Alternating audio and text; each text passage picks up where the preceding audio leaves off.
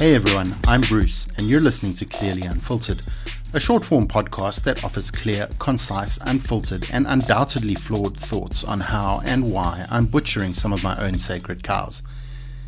In each episode, I'm going to let those steaks sizzle and serve them up medium rare or blue, and now and again well done or charred.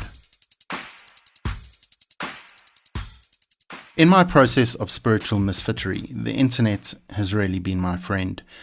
On Instagram in particular, I have found a number of accounts that have helped me to navigate some of the internal disruption I felt for, well, probably the better part of the last decade or so. It's been so liberating to finally have words for this journey and to realize that I'm not a lone sojourner in the wilderness. If you need context for my spiritual misfittery, or what that term even means, listen to the mini episode that dropped just before this one. It'll explain a lot. One of the people I bumped into on the internet is Joy Vetterline.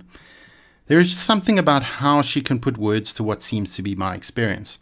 I often see Joy post something and I'm like, wow, was this written just for me? Joy describes herself as a pastor and spiritual misfit, and is also a writer who is reconstructing faith for other spiritual misfits.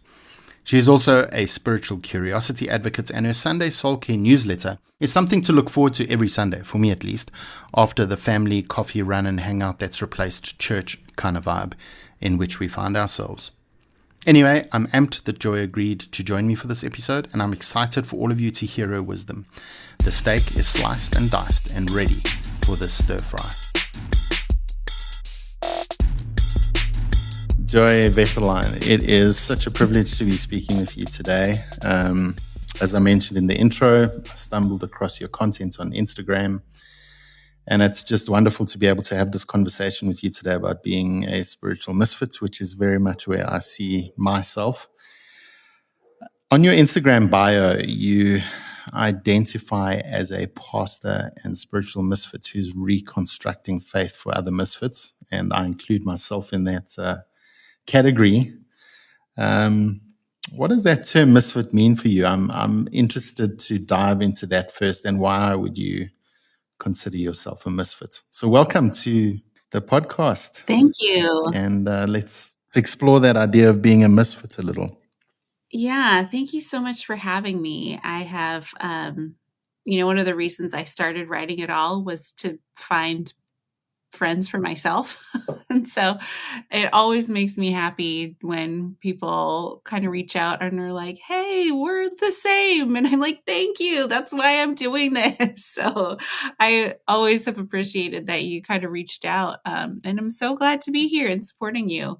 I love what you're doing. It's so awesome. So I guess the word misfit, I have felt like a misfit long before there was any sort of like religious component to it. I've just always kind of been a person who's like a little on the outside of things looking in. Like if I was in an 80s movie, I'd be like the smart, quiet, artsy kid who doesn't know what to wear and, has this so much going on in my brain, but I never say it out loud. So I felt like a misfit for most of my life already when I was still a Christian. And then the spiritual component of it came when I realized I was just starting to have some questions and some thoughts that were just a little different than the faith that I had been taught and that I was promoting, because I worked in ministry. And so I was actively promoting this particular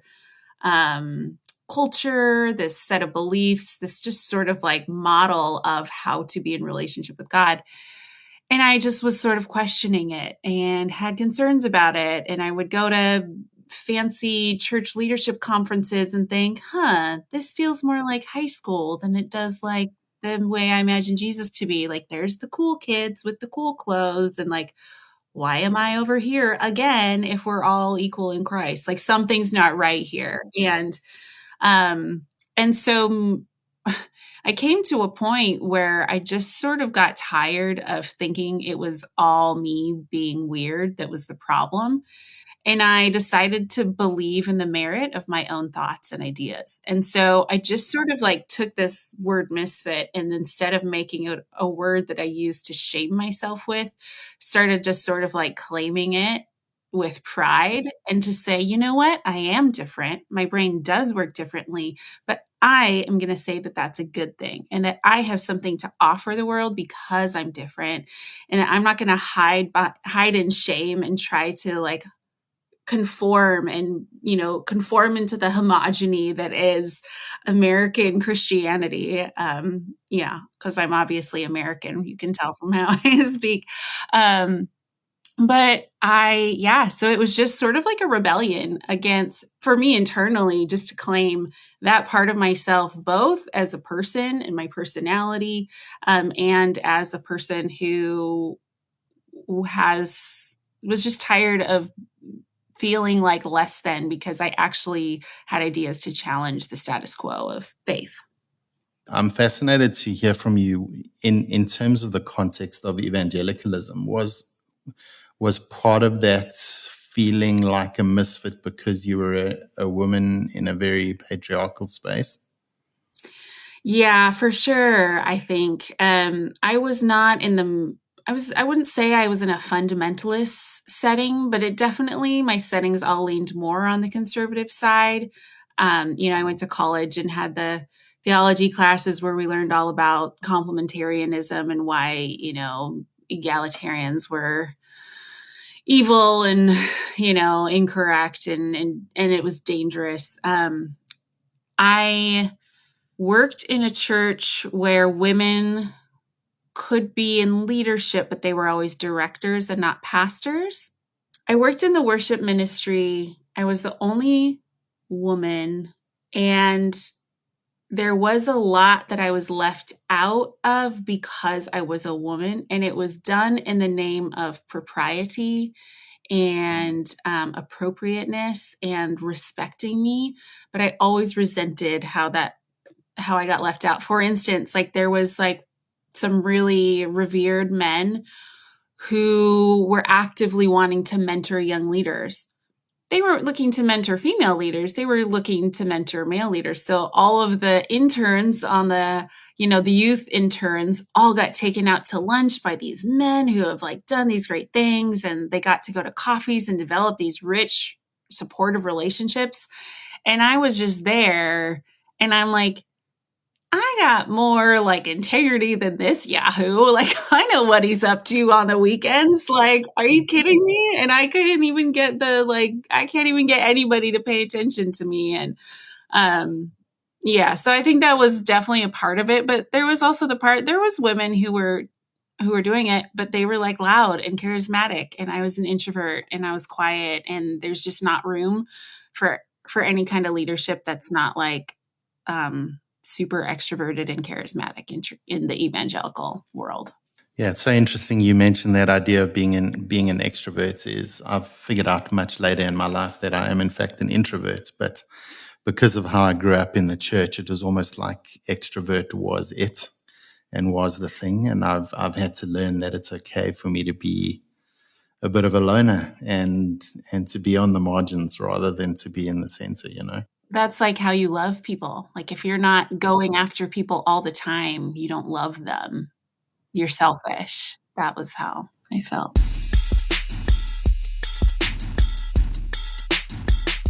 So, Joe, the way I understand it, you found yourself sort of moved out of vocational ministry. And as you went through that process, what were some of the red flags that challenged you to start your own spiritual misfit journey?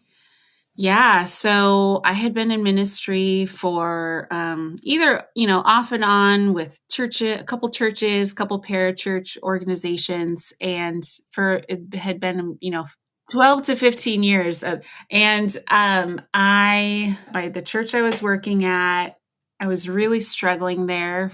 And they had a big restructuring. And there suddenly was like two people with my job, and they gave the job to the other person, and I found myself without a job. And it was simultaneously extremely traumatic and a huge relief. But what it did for me was that all of those questions that I had been asking in secret, thinking that it was my fault for thinking these things, that if I just was doing all the things more, I wouldn't be troubled by questions like, was the cross like really such a big deal? Like, why is it such a big deal that Jesus died for us? These are the kinds of things I was thinking about. My entire life, I had been connected to institutional religion in some key way that made it impossible for me to think about it clearly. My dad was a pastor when I was a kid. I was, church was a huge part of my life in high school, even when my family's livelihood wasn't dependent on it. I went to a Christian university. Right after that, I started working in churches. And so when I lost that job, it was the first time when I had been truly free from any like committed relationship to institutional religion. And it allowed me the freedom to fully take stock of everything, because until then I would have moments where I'm like, whoa, I don't know if this is okay, but you know what? I can't go there because I have medical benefits and my kid needs to go have surgery. So I can't question this because this is how we're paying for everything. And so once I was relieved of that, I was able to really question, to dive into those questions and to sit and look at the pain. Like I said, it was a really traumatic experience. Most of my relationships with these religious institutions had ended pretty traumatically, as a child, and then into adulthood. And so looking at that and finally like going to therapy and starting to heal and say, like, looking at the fruit of these institutions in my life. And I was forced to admit that they had not borne good fruit in my life, that there was a lot of disease along the way that led to these super hurtful, harmful, toxic settings. And I was finally willing to believe that it wasn't just my fault, that there was something wrong besides me. And so that really is what did it. As I looked at these institutions, I'm like, what's driving these churches to be this way? And really at the bottom of it is a theology of hell.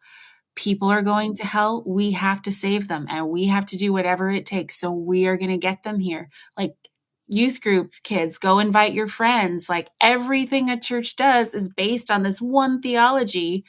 And I realized, like, I'm not even sure I agree with this theology. Like, I'm not sure I buy it. And the more I learned about, what healthy relationships and what, qualifies as spiritual abuse and toxic relationships, I realized, like, this is how we've been presenting God. Like, this is the entire scope of our relationship with God is based on this super codependent, unhealthy understanding that God wants certain things from us and is withholding certain things until we act in a certain way. And it's been a process, but at some point I was just like, forget this. I would rather start from scratch than see what there is to save. Yeah. So, I mean, the term deconstruction has become very popular, and I don't actually know if it's a term that I'm comfortable with or like, and I think it means different things to different people. And, Yeah. I love that you focus on being a spiritual curiosity advocate. I love that term. But why do you think mainstream church folk, and particularly evangelicals, and that's anecdotal in my experience, are so afraid of and vehemently opposed to this misfit journey that so many of us find ourselves on? Yeah. I mean, it's all anecdotal for me too. But I think that for a while, there was a few people who would maybe go through this kind of thing. And it was like, oh, they're just like a doubting Thomas, they're just having to like question God, but God can handle your questions and, just keep the Bible at the center of it. It happened, but it was rare. And I think more often than not, people would just kind of stop coming, but not be vocal about it. But I think I was like, we have seen a huge surge of this happen really, I think, over the pandemic. And I think I was I started into this world just prior to that. Um, and I think that the number of people who are questioning is now becoming a threat to the way things have been. So I think that when something is like, oh, this isn't just one person, this isn't a pastor I used to know is now saying they don't believe this anymore. Like, whoa, these are some people I really used to trust and respect, and they seemed pretty smart. And now they're saying this other thing. Like, I don't know what to do with that.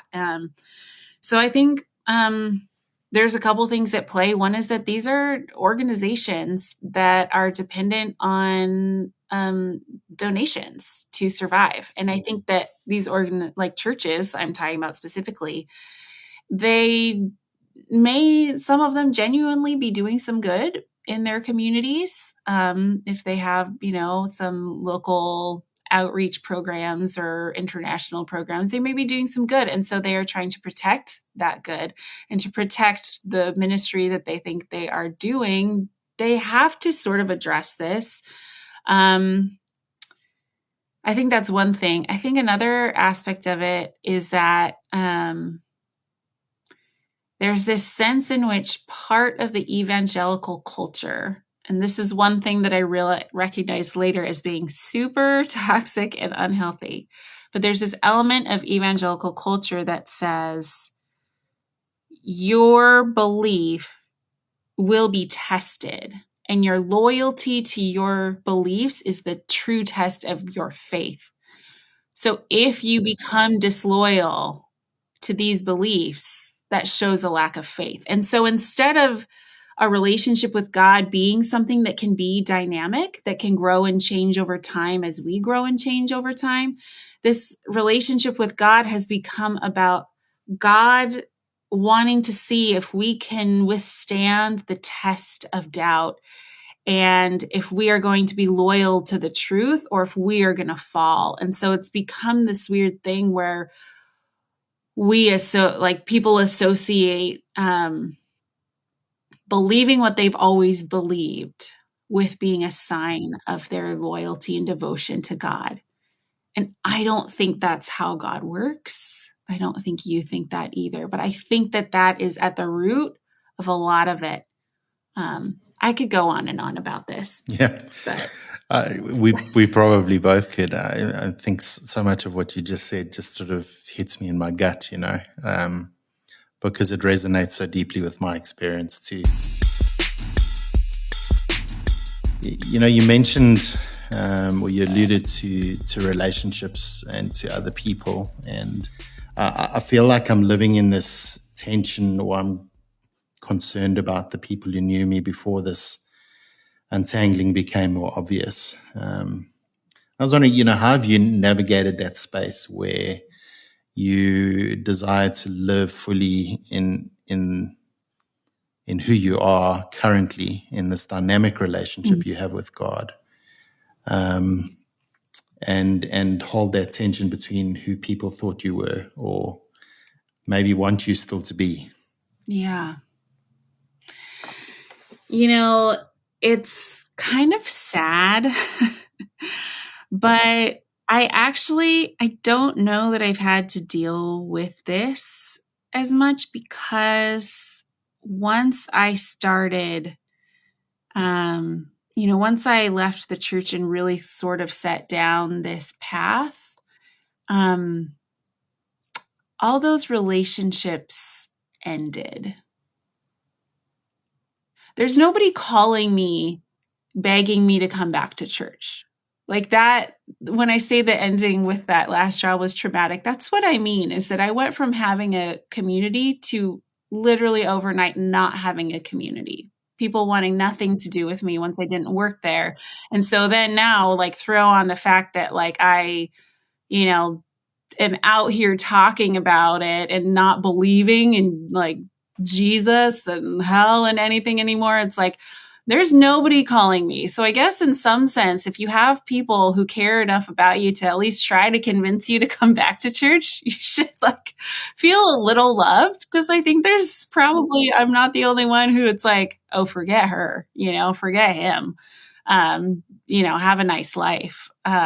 So there is a sense where sometimes I have conversations in my head, just trying to figure out like what I would say to someone if I bump into them at the grocery store. Cause I still live like really close to all of these people. And so I'm just kind of like being who I am. And there's not much pushback, but it's like, unfortunately, because there's not many people to push back. So I don't know if that's a strategy so much as just sort of like a pity party, but that's my reality. That just strikes me as very telling about those spaces, when there's just sort of radio silence after someone leaves. And I've heard that from lots of people, they haven't, don't go to church for months and no one reaches out, and they sort of say, well, if that's how it is, it's how it is, Yeah.